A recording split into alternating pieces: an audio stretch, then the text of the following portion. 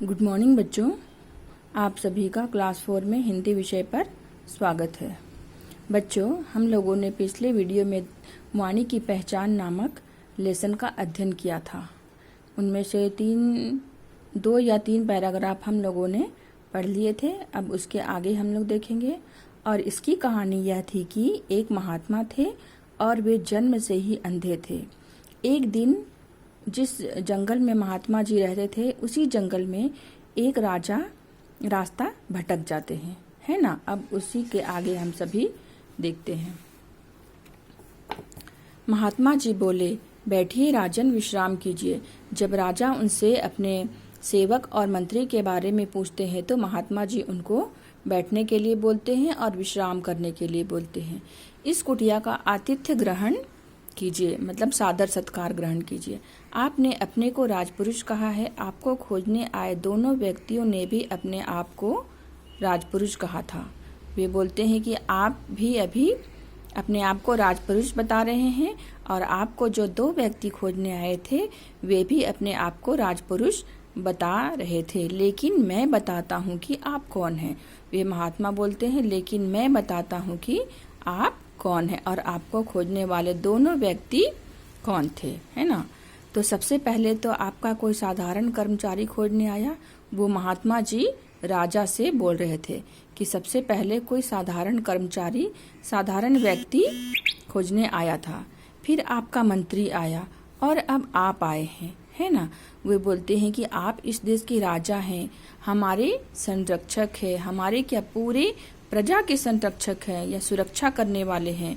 तो आपका स्वागत है इस कुटिया में, बोलते हैं। तो फिर राजा ने कुटिया में विश्राम किया, है ना। राजा ने उस कुटिया में, जो घास फूस की बनी हुई कुटिया रहती है, उसके अंदर जाते हैं और वहाँ कुछ देर आराम करते हैं। और फिर उतनी ही देर में उनका सेवक भी आ गया और महात्मा जी ने सबका सादर स्वागत किया, तीनों का, है ना। जब सब चले गए तो शिष्य ने पूछा, है ना, जब सभी लोग चले जाते हैं, सब एक दूसरे से मिल लिए, है ना, तो फिर सब अपने वापस चले जाते हैं, वापस लौट जाते हैं। तो उनका जो शिष्य था महात्मा जी के पास में, वे बोलते हैं कि महाराज, आपने कैसे जाना कि तीनों राजपुरुषों में से कौन कर्मचारी, कौन मंत्री और कौन राजा है ना। वे बोलते हैं कि आप कैसे जाने, मतलब उनको तो कुछ दिखाई नहीं देता था क्योंकि वे जन्म से ही अंधे थे। तो महात्मा जी सबसे पहले तो मुस्कुराए और बोले। उनकी वाणी सुनकर और उनका शील शिष्टाचार समझकर बोलते हैं, है ना। मतलब उनकी आवाज़ सुनते हैं और उनका व्यवहार से उनको पहचानते हैं। अब कैसे पहचानते हैं, देखो। जो साधारण कर्मचारी था उसका अहम देखा, मतलब जो सबसे पहले सिपाही आया था उसका घमंड देखते हैं, क्योंकि दीपक जल रहा था और मैं सामने बैठा था, है ना। दीपक जल रहा था और वे सामने ही बैठे थे। फिर भी वह कह रहा था कि कोई है, देखते हुए उनको बोल था कि कोई है। ना शील ना शिष्टाचार, है ना, मतलब कोई भी व्यवहारिकता नहीं थी। वह अपने राजा को भी घुड़सवार कह रहा था, राजा को भी घुड़सवार कह रहा था। और स्वयं राजा की विनम्रता और शिष्टाचार को तो तुमने देखा ही। उन्होंने मुझे प्रणाम किया, तब अपना तात्पर्य बताया, है ना। सबसे पहले जब राजा आते हैं महात्मा जी के पास में तो प्रणाम करते हैं और फिर वे बताते हैं कि मैं राजपुरुष हूँ, और बहुत ही शिष्टाचार से वे उनके बारे में पूछते हैं, शिष्टता का परिचय देते हैं, है ना। मनुष्य की वाणी और उनका व्यवहार ही उसके अस्तित्व के दर्पण है ना। मनुष्य की वाणी, है ना, मनुष्य की बोलचाल की भाषा और अस्तित्व, मतलब किसी वस्तु के होने का दर्पण है ना, उसका परिचायक है। शील शिष्टाचार, दया करुणा, बड़ों का आदर, यही बड़प्पन के परिचायक है। मतलब ये सब शील शिष्टाचार, अच्छा आचरण देने वाला ही शिष्टाचार का या व्यवहार का परिचय देने वाला होता है।